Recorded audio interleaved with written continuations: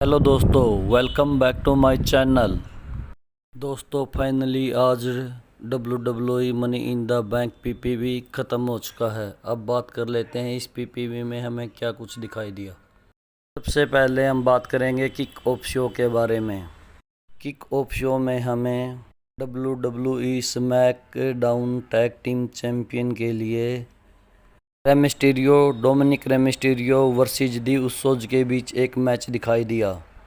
ये मैच बहुत ही अच्छा था और एक्शन से भरपूर था।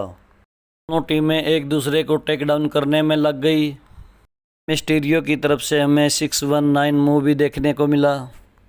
के लास्ट में दी उसोज ने धोखे से रेमिस्टीरियो को रोल किया और पिन कर दिया और बन गए 7 time world tag team champion. कर लेते हैं WWE Raw tag team championship के लिए AJ Styles Omos versus the Viking Raiders के बीच एक मैच दिखाई दिया। मैच की शुरुआत ओमास ने की और अपने प्रतिद्वंदी पर बहुत बुरी तरह से अटैक कर दिया। वाइकिंग रेडर्स एजे स्टाइल से तो निपट लेते लेकिन उन्हें ओमास से निपटना भारी पड़ गया। दोनों टीमें एक दूसरे को टेक डाउन करने में लग गई। एक बार तो वाइकिंग रेडर्स के दोनों मेंबरों ने एजे स्टाइल पर डबल मूव लगाया और एजे स्टाइल को पिन करने की कोशिश की। तभी ओमास ने आकर पिन को ब्रेक कर दिया। तभी ओमास ने एरिक को double hand choke slam move लगाया और इस मैच को जीत लिया। इसी के साथ ओमास और एजे स्टाइल ने अपनी चैंपियनशिप को सफलतापूर्वक रिटेन कर लिया। अब बात कर लेते हैं रॉ वीमेंस चैंपियनशिप रेहा रिप्ली वर्सेस शार्लेट फ्लेयर के मैच के बारे में। रेहा रिप्ली और शार्लेट फ्लेयर के बीच इतिहास बहुत ही पुराना है। दोनों वीमेंस एक दूसरे को टेक डाउन करने में लग गई। उन्होंने एक दूसरे को पिन करने की कोशिश की और पिन ब्रेक होते हुए भी दिखाई दिए। लास्ट में शार्लेट फ्लेयर ने रेहा रिप्ली के पैर को स्टील स्टेप पर दे मारा। शार्लेट फ्लेयर फिर बार बार रेहा रिप्ली के उसी पैर को टारगेट करती रही और उसी पर मुंह लगाती रही। मैच के लास्ट में शार्लेट फ्लेयर ने रेहा रिप्ली को सबमिशन में पकड़ लिया और यहां पर रेहा रिप्ली ने टैप आउट भी कर दिया। इसी के साथ शार्लेट फ्लेयर बन गई WWE new women's raw heavyweight champion. इसी के साथ शार्लेट फ्लेयर ने 14 बार वर्ल्ड चैंपियनशिप जीतकर इतिहास रच दिया। चैंपियनशिप जीतने का सबसे बड़ा रिकॉर्ड रिक फ्लेयर के पास है। वो आज तक WWE में 16 बार वर्ल्ड हैवीवेट चैंपियन जीत चुके हैं। 14 बार world heavyweight champion Triple H ने भी जीता है और इसी के साथ आज वीमेंस शार्लेट फ्लेयर ने भी 14 बार वर्ल्ड हैवीवेट जीत के ट्रिपल एच की बराबरी कर ली है। 16 बार world heavyweight champion John Cena भी बन चुके हैं और वो रिक फ्लेयर की बराबरी कर चुके हैं। तो मुझे तो समझ में ही नहीं आ रहा WWE शार्लेट फ्लेयर से रिकॉर्ड तोड़वाना चाहती है या जॉन सीना से रिक फ्लेयर का। आज तक WWE में जितना पुश शार्लेट फ्लेयर को मिला है इससे ज़्यादा पुश न तो किसी भी वुमेन को मिला है और न ही कभी भी मिलेगा। आज तक WWE ने चुनिंदा 5-7 वीमेंस को ही पुश दिया है और उन्हीं के इर्द गिर्द चैंपियनशिप घूमती हुई दिखाई देती है। न जाने और कितनी वुमेन्स है जो WWE हैवीवेट बनने का सपना देखती है पर WWE इनके बारे में सोचती तक भी नहीं है। कर लेते हैं WWE raw world heavyweight championship match के बारे में। ये मैच बॉबी लैशली और कोफी किंगस्टन के बीच दिखाई दिया। Money in the bank PPV का सबसे खराब मैच यही था क्योंकि ये मैच वन साइडेड ही रहा। बॉबी लैशली अटैक करते रहे, कोफी किंगस्टन इसका कोई भी जवाब नहीं दे पाए। मैच के लास्ट में बॉबी लैशली ने कोफी किंगस्टन को हर्ट लॉक लगाया और कोफी किंगस्टन ने टैप आउट कर दिया और इसी के साथ बॉबी लैशली ने अपनी चैंपियनशिप सफलतापूर्वक रिटेन कर ली। अगर ये मैच वन साइडेड ही दिखाना था तो यहाँ पर किसी बड़े सुपरस्टार ब्रोक लेसनर या गोल्डबर्ग की वापसी देखने को मिलनी चाहिए थी जो बॉबी लैशली पर आकर अटैक कर सके। बात कर लेते हैं WWE money in the bank briefcase women's ladder traditional match के बारे में। तो ये match Nikki Cross, Alexa Bliss, Asuka, Naomi, Natalya, Tamina, Liv Morgan और जेलिना वेगा के बीच दिखाई दिया। इस मैच के स्टार्ट होते ही सभी वोमेन्स रिंग के बाहर आ गई और वो लैडर लेके रिंग के अंदर जाने का प्रयास करने लगी। इस मैच में एलेक्सा ब्लिस बहुत ही कूल नज़र आई, लेकिन पीछे से आकर आस्का ने उन्हें सुप्लेक्स दे दिया। सभी वोमेन्स एक दूसरे पर अपने मुंह को लगाती हुई नजर आई। इस मैच में एक बार तमीना अकेली नजर आई। उन्होंने money in the bank briefcase उतारने के लिए लैडर को सेट किया, तभी एलेक्सा ब्लिस ने आकर तमीना पर अटैक कर दिया। के बाद निक्की क्रॉस ने लैडर पर चढ़कर सभी वोमेन्स के ऊपर छलांग लगा दी और सभी को ढेर कर दिया। इसमें असूका ने ज़बरदस्त फाइट की।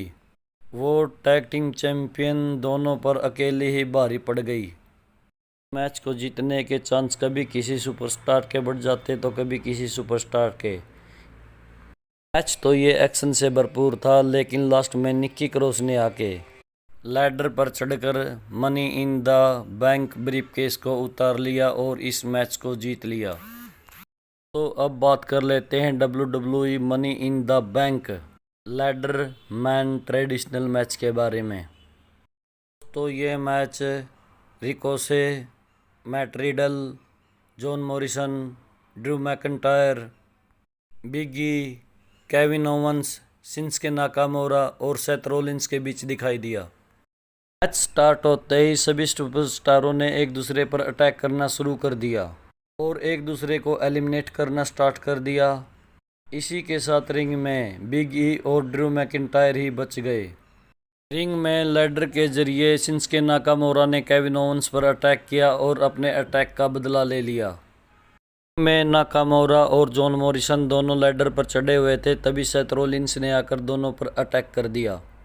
सेथ रॉलिंस और जॉन मॉरिसन टीम बनाकर इस मैच को डोमिनेटिंग करते हुए दिखाई दिए। दोनों सुपरस्टारों ने मिलकर शिंसुके नाकामोरा, ड्रू मैकिंटायर और मैट रिडल पर लैडर से अटैक कर दिया। तो ड्रू मैकिंटायर ने इन दोनों सुपरस्टारों के खिलाफ फाइट बैक किया, लेकिन नंबर्स गेम की वजह से वो फाइट बैक ज़्यादा देर तक नहीं चल पाया। बिग ई, रिकोसे, शिंसुके नाकामोरा ने मिलकर सेथ रॉलिंस पर अटैक कर दिया और इसके बाद मैट रिडल ने सेथ रॉलिंस को RKO दे दिया।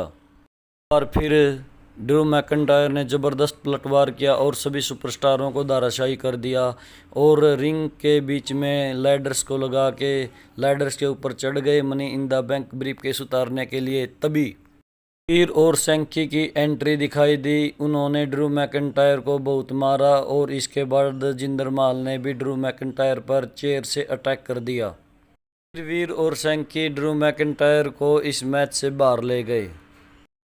इसके बाद रिडल ने बिग ई और रिकोसे को RKO दे दिया।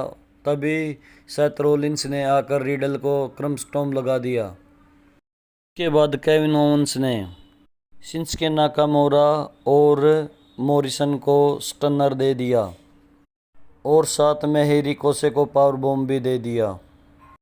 सेथ रॉलिंस ने केविन ओवंस को क्रमस्टॉम्प दिया। इसके साथ ही बिग ई ने सेथ रॉलिंस को बिग एंडिंग मूव लगाया और लैडर को रिंग के बीच में लगाकर ब्रीफकेस को उतार लिया और इसके साथ ही बिग ई ने इस मैच को भी जीत लिया। अब बात कर लेते हैं शो के मेन इवेंट की। शो का main event Roman Reigns versus Edge के बीच यूनिवर्सल चैंपियनशिप के लिए दिखाई दिया। ये मैच एक्शन से भरपूर था। इस मैच में कभी एज का स्पीयर, कभी रोमन रेंस का स्पीयर, स्पीयर पे स्पीयर की बरसात देखने को मिली। इस मैच में क्राउड की तरफ से एज के लिए चीयर और रोमन रेंस के लिए बू दिखाई दी। सभी क्राउड्स रोमन रेंस को हेट कर रहे थे। इस मैच में रोमन रेंस ही एज पर भारी पड़े, लेकिन बाद में एज ने भी पलटवार करने की कोशिश की। इस मैच में एज ने लगातार 2 बार स्पीयर लगाकर रोमन रेंस पर अटैक किया। रोमन रेंस ने किक आउट तो किया, लेकिन एज ने रोमन रेंस की हालत बहुत ही ज़्यादा ख़राब कर दी। तभी जे उसो की एंट्री हमें देखने को मिली। एज रोमन रेंस को स्पीयर देने वाले थे, तभी रोमन रेंस ने एज को अपने सबमिशन में पकड़ लिया। जैसे तैसे करके एज ने सबमिशन छुड़वा लिया और दोनों रिंग के बाहर चले गए। रिंग के बाहर एज ने रोमन रेंस को बैरिकेड में स्पीयर भी दे दिया और तभी रोमन रेंस को रिंग के अंदर ले आए और उन्हें पिन करने की कोशिश की। तभी रेफरी ने 3 काउंट करने से पहले ही रोमन रेंस ने किक आउट कर दिया। रेंस ने एज को सुपरमैन पंच लगाया। एज रेफरी से टकराए और रेफरी रिंग में ही गिर गए। फिर रोमन रेंस ने चेयर लेकर एज पर ज़बरदस्त तरीके से अटैक किया और चेयर का एक हिस्सा निकालकर एज पर सबमिशन लगाने की कोशिश की। रोमन रेंस एज पर सबमिशन लगाने वाले थे, तभी एज ने रोमन रेंस को स्पीयर दे दिया। इसके बाद जे उसो की एंट्री दिखाई दी। जे उसो की एंट्री के साथ रे मिस्टीरियो फैमिली ने जे उसो पर अटैक कर दिया। इसके बाद सेथ रोलिंस ने एज पर ज़बरदस्त तरीके से अटैक कर दिया।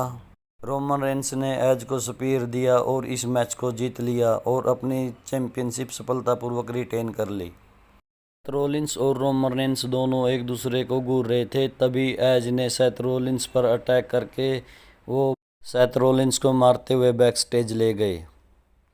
इसके बाद जॉन सीना का म्यूजिक बजा और जॉन सीना ने रिंग में एंट्री कर ली। इसके साथ ही जॉन सीना का यू कांट सीन मी देखने को मिला। दोस्तों, कैसी लगी हमारी ये वीडियो कमेंट करके ज़रूर बताएं। अगर आप हमारे चैनल पर पहली बार आए हैं तो इस चैनल को सब्सक्राइब कर लें और बेल आइकन को ऑन कर दें, ताकि जो भी वीडियो हम YouTube पर अपलोड करें उसका नोटिफिकेशन आपको सबसे पहले मिलता रहे। धन्यवाद।